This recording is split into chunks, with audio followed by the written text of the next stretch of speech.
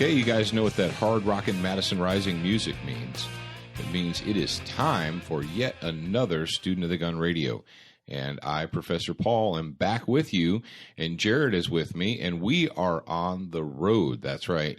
But it doesn't matter where the road is, as long as we're there, as long as Jared has his super cool studio on wheels. And Jared, you got your mobile studio all set up and ready to rock and roll this week? I do. I have a mobile studio that we take everywhere. A mobile studio. Well, folks, like I said, we are on the road. We're actually sitting in a very, very nice hotel room. The hotel chain does not sponsor Student of the Gun, so too bad for them. We're not going to give them a free plug.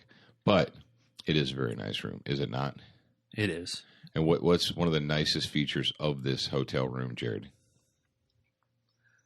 They gave us a Keurig instead of the regular coffee maker that normal hotels have. Yeah, they have a Keurig coffee maker. So we're drinking our Keurig coffee right now as we're making Student of the Gun Radio.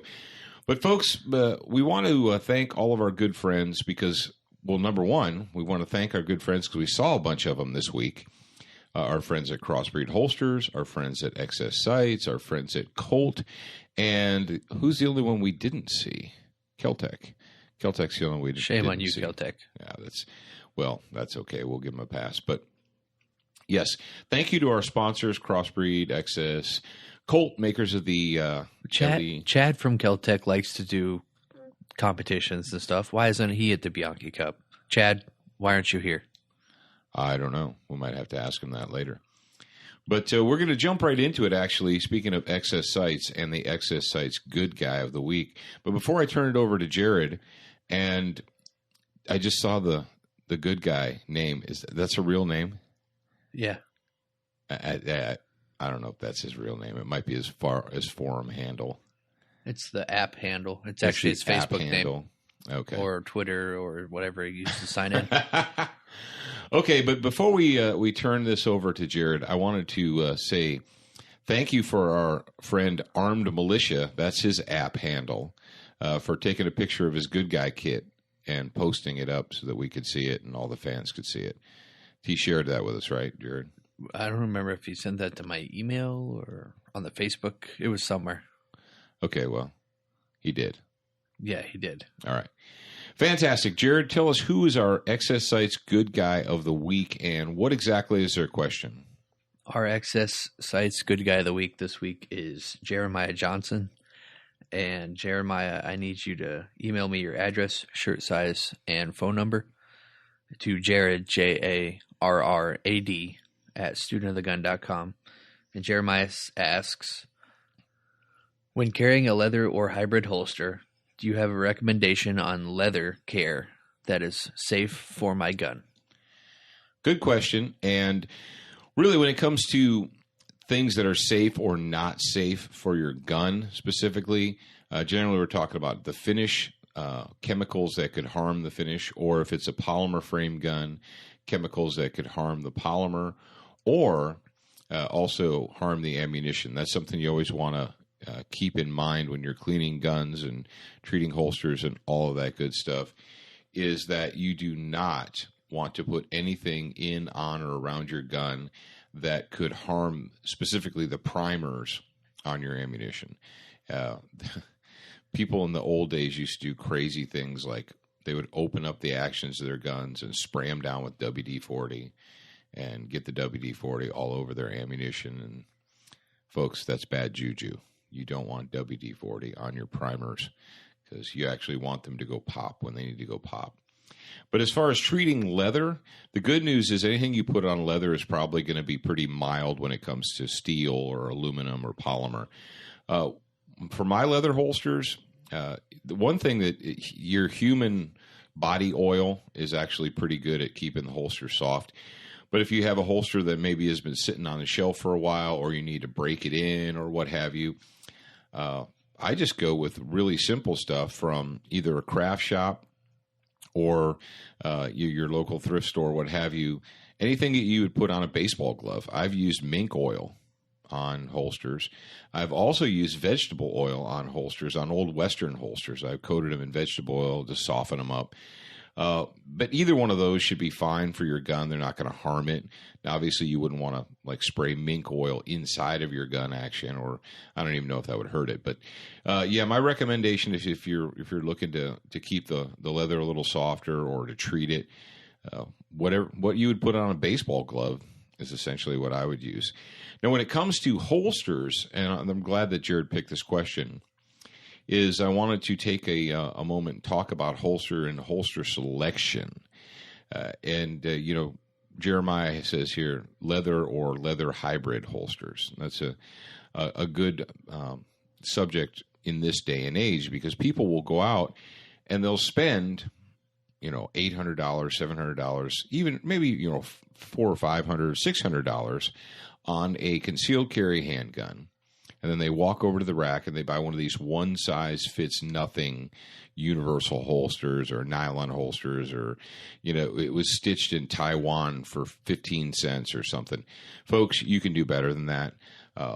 If you're going to carry a gun every day for personal defense, or most of the time for personal defense or what have you, if it's going to be attached to your body, take the time to choose a holster that was specifically designed and made for the model of gun that you're carrying. This whole, you know, one size fits nothing holster system it's bad juju. You want to stay away from that. For the main reason is because it's not going to be comfortable on your body. And you're going to wear it and it's going to be uncomfortable and it's going to be shifting around all the time. And eventually you're going to say, enough of this jazz. This isn't comfortable. It bothers me. And you're going to stop wearing your gun. And then when you need it, it's not going to be there. So take the time, buy a holster that is specifically designed for your gun, spend the money on a quality product, and you won't regret it. What's the next thing up on our list? Oh, Red Jacket Birthday Bash. You want to talk about that real quick, Jared? Yeah, let's talk about our friends from Red Jacket. You know, Rebecca ditched us. Mm-hmm.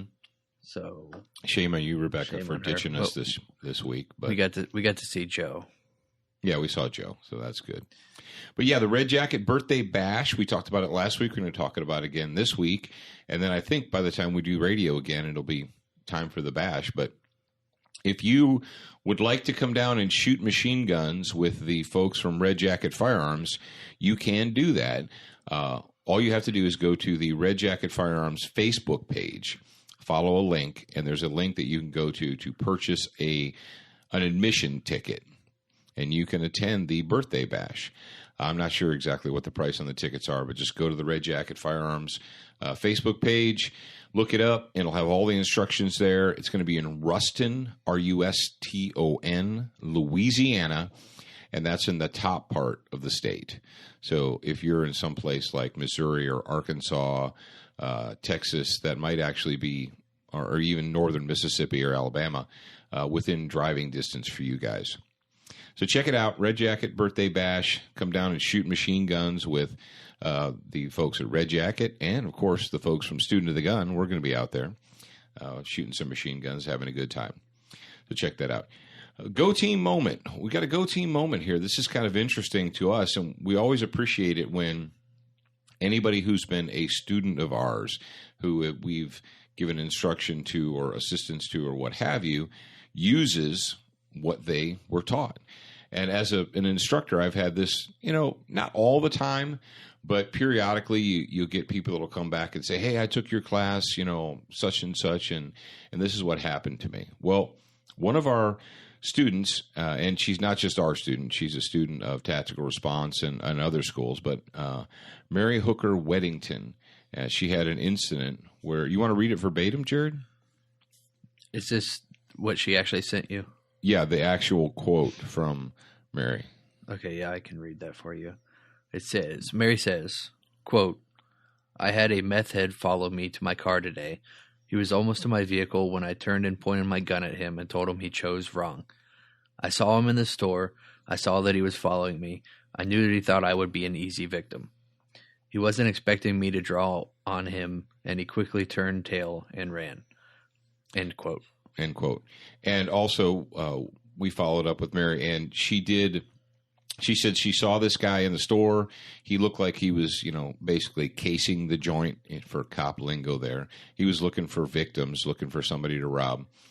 And she paid attention. As she walked out of the store, she saw that he started following her, and she decided she was not going to be a victim. And, per the story there, she stopped him. He was going to, harm her, do something. He realized he was in the wrong, and he ran away, which is pretty common. And she didn't just say, and take that, and get in her car and drive home. No, she called the police to give them this guy's description, tell them exactly what happened, and went on about her business. And why is that important, Jared? Well, 2 reasons. One, you're giving the description of this scumbag to the police so they know next time. And 2, he's not going to be the first one to call the police and say, "Oh, this lady pulled a gun on me and I feel threatened, blah, blah, blah." And I mean, that would probably get sorted out later, but you don't want to be put in that position in the first place. Exactly. You think, well, I didn't have to fire my gun, so I'm not going to call the police. I'll just use my gun and put it in my holster and take that, buddy, and go to work. What you don't see is you don't see the lady inside the store or the guy in his car parked 3 cars down or what have you. And they don't know what's going on. They don't know what led up to it. They don't hear anything. They just see 10 seconds worth of action. They see you point a gun at someone and someone run away. And so they think, oh, there's a crazy person with a gun. So what do? They call the police. They dial 911. They say, there's a person with a gun and they're driving a blue pickup truck and this is the plate number. And what you don't know is you think, hey, I'm the hero. I'm the good guy. I stopped someone from attacking me or robbing me or what have you. And then 15 minutes later, you're face down in a parking lot with a bunch of police guns drawn on you because you didn't feel like taking a minute and calling the police. If you pull your gun in public, ever, if you have reason to get your gun out of your holster, put it in your hand and point it at someone, even if you don't have to fire that gun, you need to make a phone call. Set yourself up as the good guy from the bat, from the very beginning, right off the bat. So that's congratulations to Mary. Good job. Go team moment. We like to hear about those. And you might be thinking something like that. You say, well, if it was me or if it was your wife or your husband or what have you, how did this work out well? It didn't just work out well because she was armed. It worked out well because she was paying attention to what was going on around her, because she had situational awareness and she had confidence in her training. She had confidence in her skill. And that is something that you can't buy. You can't go into a store, you can't get online and shop on Amazon and buy yourself some confidence. You can't buy yourself some, situational awareness. You have to, if you want that, you have to dedicate yourself to it. And if you've never done it before, if you've never had any training before, and you think you're just going to, I'll probably know what I'm doing if there's ever, a problem. I'll probably know. Will you? Making it up on the spot is probably the absolute worst thing you could do. So you might want to consider getting yourself into some training. Jared, you want to hip them to the upcoming Student of the Gun University training programs? We've got force options. That's so hard to say. Force options. Let the force be with you. Yeah, but anyway, force options be with you. We've got force options on August 1st coming up. That's a Friday. And followed by that immediately is Beyond the Band-Aid, which is August 2nd and 3rd, which is a Saturday and a Sunday. And if you take both those classes together all 3 days, then you get a discount by using the coupon code BOB25. Bob is for Beyond the Band-Aid. Beyond the Band-Aid, Bob25. And kind of go over a little bit what you teach in Beyond the Band-Aid. Okay, Beyond the Band-Aid is basically life-saving medicine or fighting first aid. That's what we like to call it, fighting first aid. This is not your average family first aid class. So you teach CPR and Heimlich and all that. CPR is great, but it doesn't work if people are leaking. If somebody has a hole in them, it does you no good to get on their chest and start, pushing on it, because you're just going to push the blood out onto the ground, and that's generally a bad idea. What we teach you is how to recognize life-threatening injuries that you can actually do something about. We teach you how to stopgap those injuries and how to keep somebody alive during that precious amount of time that it takes between when 911 is called and when the ambulance actually shows up, because that could be 5 minutes, 10 minutes, 15, a half an hour. It just depends where you are on planet Earth. So what you do between the time that you call 911 or you call for help and the time that help arrives could mean the matter of life or death. And good guys can and do bleed. You can't shoot a wound closed. It doesn't matter how many guns and knives and ammo you have on you. If a good guy is bleeding and all you've got is a gun, I don't know what you're planning on doing except holding their hand and watching them bleed to death. So it's always good to have knowledge and gear. And that's something that we're going to give you in the Beyond the Band-Aid Fighting First Aid class. We're going to give you the knowledge, and as a part of your tuition, you're going to get the gear. So you learn how to use that gear, and then we'll give you that gear to take with you. And the Force Options class essentially gives you something between empty hands and a gun.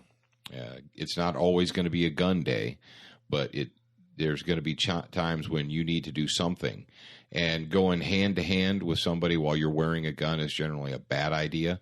It's probably the last thing you should be doing. So that's what Force Options is all about. We're looking forward to introducing and offering a number of classes this week. Not this week, this year, right? Well, I mean, we could do them this week if you really want to do this week, that. but it's a little bit short notice. Yeah. But this year, this upcoming year. And if you want to find out more about that, just go to studentofthegungear.com and click on the classes or training courses. It's a training courses tab, right, Jared?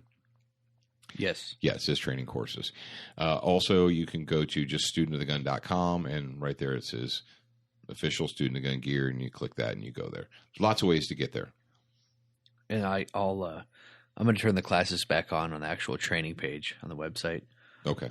That way they have somewhere to go and get information, as well as the shopping cart. I like one of our graduates from our, I think it was the spring, was it the fall semester? Ed in the fall semester. Yeah, Ed. I wrote him a little while back to just say hey and ask how he was doing, and he wrote us back and gave us a little quote for the Beyond the Band-Aid class, and he said, "Victory isn't if you have to stand around waiting on the EMS while your kid or loved one bleeds out." And I like that. That's pretty good. Well, thank you, Ed. We appreciate that. We got several quotes actually from previous Student of the Gun university graduates. Yes, you, the guy sitting out there or the girl sitting out there listening to your iPod or your iPhone or your Android phone or actually sitting in front of a computer listening to this, you can indeed be a Student of the Gun university graduate, and you can jump in and get in one of our classes. We have a lot of slots open right now. We actually, Jared talked about the first set of dates. We have an additional set of class dates you can get in on. Now, the seats are limited to the first, I believe it's 20 in each class, right, Jared? Yeah, 20. The first 20 in each class, so first come, first serve. Check that out. We would like to see you guys. We'd like to meet some of you, so come on down. And tell them about if they take the class and they have to use their med kit. Oh, did we solidify that?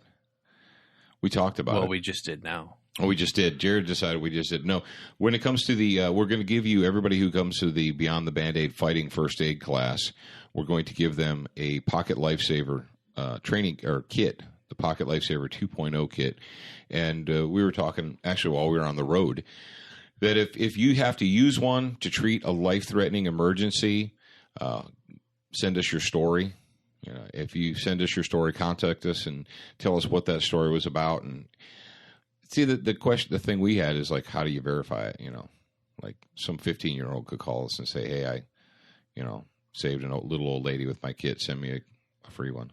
Well, generally, when something happens to the extent of Yeah. there will So be- anyway, yeah, but if you have to use your Pocket Lifesaver kit, send us your story. If you're in a rollover car crash or you save somebody else in a car crash or, on a job site or what have you. Both of my kids, we talked about this before on the radio, but both of my oldest children, I made kits up for them. And within 6 months, both of them had used their kits to treat severe bleeding injuries on other people. So you never know. You never know. Now, Jared, are we ready to get into the meat of this story here? Yeah, let's go ahead and get into the meat here. Let's see. What's the first one? Oh, we get some slave state news coming up right here. So let me drop in the music for you guys. I like to teach you all the rules. I get to see them set in stone. I like it when you chain me to the bed, but then your secrets never show. I got to admit to you that I'm so used to hearing the Tiny Tim one that I forgot about that one. Yeah, Tiny Tim is vagination. Yeah, this is slave state. Slave state news is Control by Puddle of Mud. Yeah, we've got a story here. Actually, I wrote a detailed article about this story and about the advice to just be a good victim and surrender. And that, as most you student of the guns probably know, that is generally not a good idea. But we're going to talk about why that's not a good idea and historically what has happened to people who just decided to be a good witness or be a cooperative victim. And you know that they're teaching your kids to be good victims. Oh, absolutely. Right now, that is what public schools are all about. Be a victim, They won't say that. They will never say that out loud, but it's just keep your mouth shut. Don't fight back. Don't talk back. Even if you're defending yourself, if you fight to defend yourself, you're wrong. Yeah, they have zero tolerance for Zero fighting. tolerance. So if a kid is getting picked on, a bully's beating him up and the kid fights back, the victim gets punished too. So what does that teach your kids? I think they would actually say it out loud because they made a 9-step list of how to deal with a bully, remember? Oh, yeah, the whole just keep your mouth shut, keep it to yourself, be a good victim. Yeah, make a joke Well, out the of title of this story comes to us from the Communist Broadcasting Service News.com. That would be CBSNews.com. And it says, robber kills hiker in remote Northern California. Well, the first paragraph says a Massachusetts man was fatally shot and his hiking partner was wounded in a robbery on a Northern California trail, authorities said. Then it goes on to give his name, and it says, the robber shot the men after taking their money and belongings and left the victims for dead. And when you get into the story, it says that both men cooperated, turned over their money and valuables to the robber, and then he shot him anyway. What? Doesn't that fly in the face of the, the instructions and the advice that we've been given from security experts and law enforcement experts that you should never do that? Hey, Jared, do me a favor while I'm talking. Go ahead and pull up the Blaze article and drop it in there. Over on the others, you can do it. Yeah, I can do it. Okay, so yeah, we got two gentlemen. They're out in the middle of nowhere, and what have we been told previously about parks and hiking and going out and into whether it was your local state government or whether it's a federal government, we had to fight for the legal right to defend ourselves in state parks and federal parks and what have you, because the powers that be, the experts, tried to tell us that we can't allow people to have guns in national parks or state parks or even city parks because it's too dangerous. And I don't know what you're supposed to do when you're hiking the backcountry and somebody walks up to you and pulls out a gun or a knife and says, give me all your money, or I'm going to rape you, or I'm going to murder you. When you've been disarmed by the government, what are you supposed to do? You're supposed to call 911. Oh, yeah, Mr. Ranger, I'm by a big rock in a tree. Come quickly and help me. I always thought that was just ridiculous on the face of it, just pointless. But that's what happens when you allow people that And I truly believe that the people giving out this advice, these security experts or law enforcement experts that tell you, if you're ever confronted by a robber, don't fight back. Don't make them mad. Just try and be a good witness. I believe that these people genuinely, in their twisted minds, they give that advice out because they don't ever think they'll have to take that advice. They think that kind of advice is for you people, the peasants, but for some reason they believe that they're insulated from that kind of an incident, or that would never really happen to them. That's something that happens to you people out there. But because, well, think about it, and it's like the first punch advice. When someone says, don't ever throw the first punch. Well, first of all, people who say that obviously have never been on the receiving end of the first punch. Hey, Jared, you've been punched a couple of times. Yeah, a few. Do you think it's great advice or good advice to allow someone to punch you first before you fight back? If you're a loser, yes. The first punch could be the one that knocks you unconscious, breaks your nose, sends you to the ground.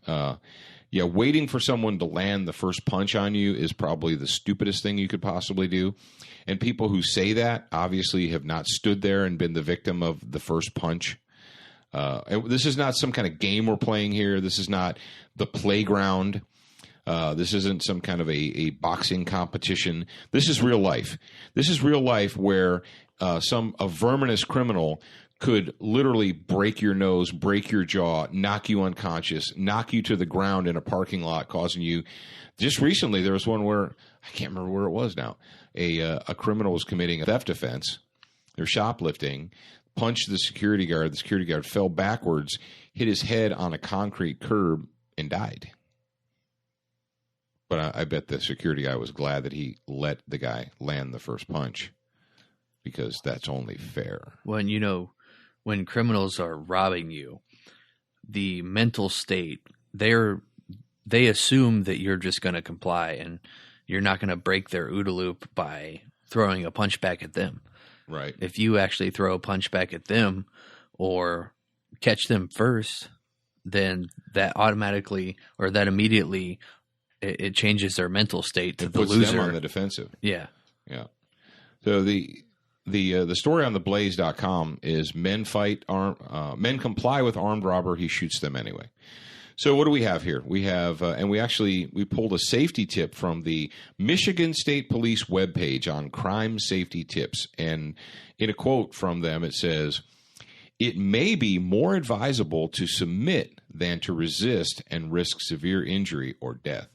You will have to make the decision based on the circumstances, but do not resist if the attacker has a weapon."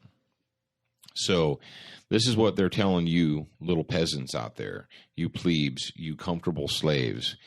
Your life is not worth fighting for. Your life is not worth preserving. And I would say this to anybody who's out there, anybody who's in the law enforcement or security field and has maybe given that advice. I've heard that advice innumerable times. I've been listening to it for years and years and years. And if you took a moment to think about that, wouldn't you come up with the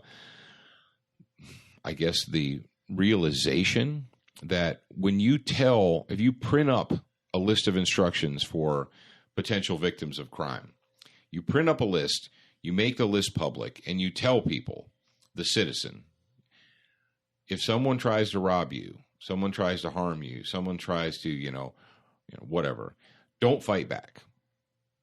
It's not worth it. What are you telling the criminal? What are you telling the criminals out there? Are you not de facto telling them, well, we've set your victims up for you. We've made them easy pickings. We told all of your victims, don't fight back. So you as the professional criminal have less to worry about. Your prey has been all set up for you. You're welcome. Is that not what they're saying? Oh, what do you mean? Well, come on. You can't have it both ways. Now, let's talk about some advice that this is insane. This is literally comes from the mouths of insane people. All right, the World Cup soccer, and Jared, what is soccer for? women and sodomites. Yeah, exactly. And lad. So the World Cup soccer championships are coming up, and they're going to be in Brazil. So the Sao Paulo, and I believe that's St. Paul, police department has come up with a brochure to hand out to the to tourists that are coming to Brazil. And one of the pieces of advice that the security and law enforcement experts have put in the brochure that they're giving to the visitors is what does it say here, Jared? Don't scream. It says if you're confronted with a robber or by a robber, you're confronted by a robber on the street, it says don't fight or scream or argue. Just give them what they want, because we don't want to risk them hurting you. So you're not even allowed to protest. According to the experts at the Sao Paulo Police Department in Brazil, you're not even supposed to be rude. Because, I mean, I guess fighting and screaming and arguing with a potential robber would be rude. And we just can't have that. You need to be a polite victim. Just give it up, be a good little victim, and move on with your life. And if they're printing up flyers and handing those out, do you think maybe the street vermin in Sao Paulo might have seen one of these? They might have gotten the memo that, hey, we're telling all these European and American tourists that if you decide you want to rob them, just stick a straight razor in their face and tell them to, give you all their money. And we've told them, we've instructed them not only to submit to you, but to be polite and not argue while they're submitting to you. I mean, we've heard the don't fight back, be a good witness thing, but now we've got the don't even argue. Don't scream, don't fight, and don't argue. Be a polite victim, because I don't know. That's just what kind of a world do we live in? Jared, what kind of world do we live in today where security and law enforcement people, and what the hell is law enforcement? Oops, did I have to put a nickel in the jar? Yeah, stick a what kind dollar of law in enforcement official looks at the citizens who he's responsible for protecting and says, well, you're not worth fighting for. Just be a good little victim. And I can't fathom it. I cannot wrap my mind around that thinking. The be a good victim. And one of the things that we pointed out in the article on the Blaze was there are several instances of where being a good victim or being a good witness didn't really work out. Well, we've got this one here in California, which is an example that just occurred.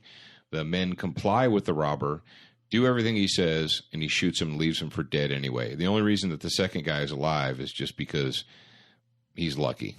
The first guy's dead, died at the scene. The other guy laid there for like 3 hours bleeding out, waiting for someone to come help.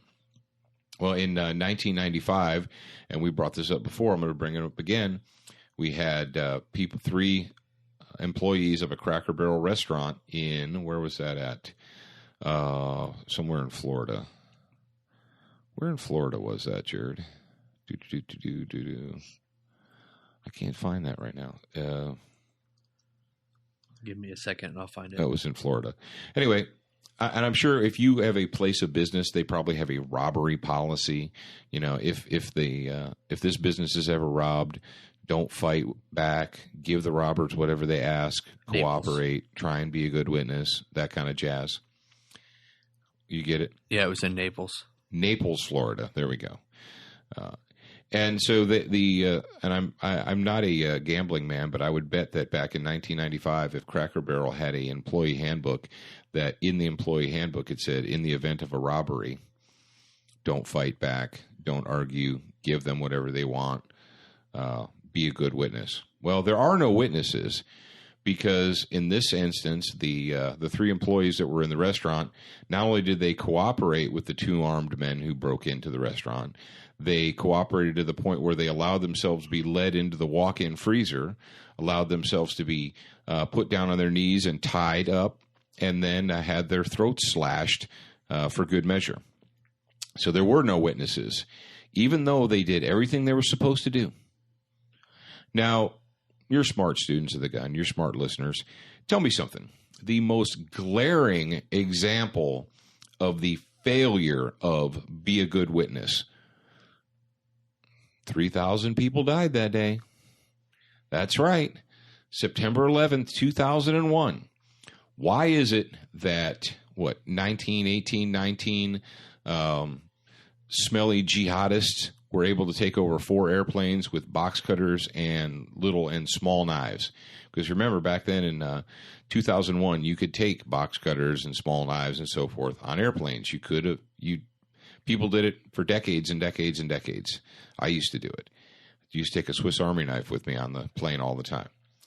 Why is it that a handful of smelly jihadists were able to take over a plane full of people, full of, healthy, strong, intelligent people, and cow them to turn them into victims with box cutters?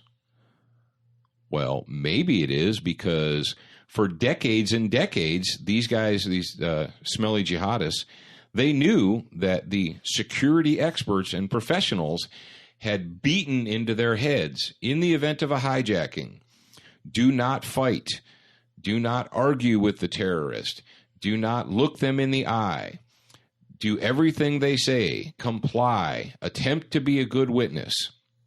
I know this is the case. And that is why the first 3 planes, the first 3 suicide attacks were successful.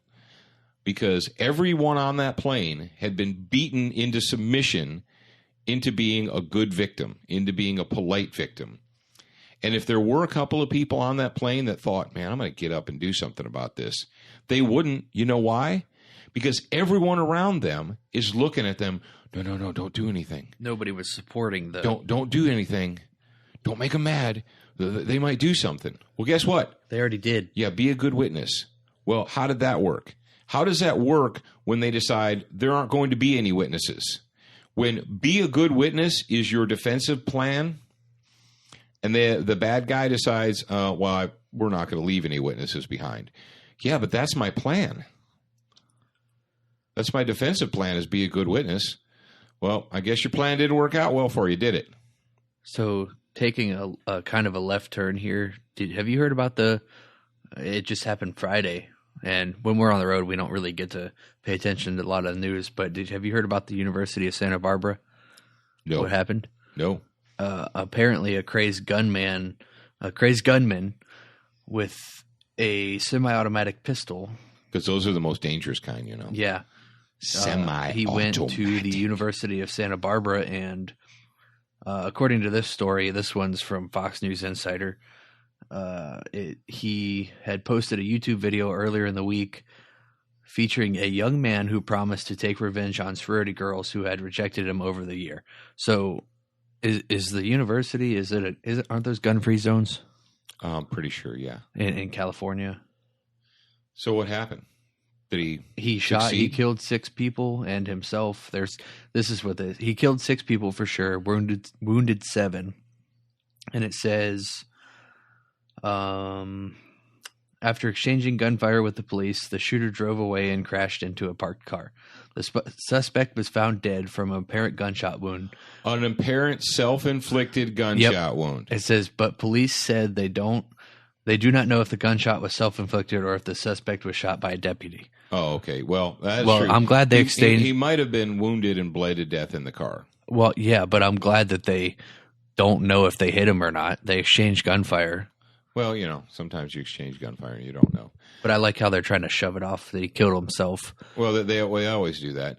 And, folks, all right, we have according to Jared here, we have another glaring failure of the gun-free zone.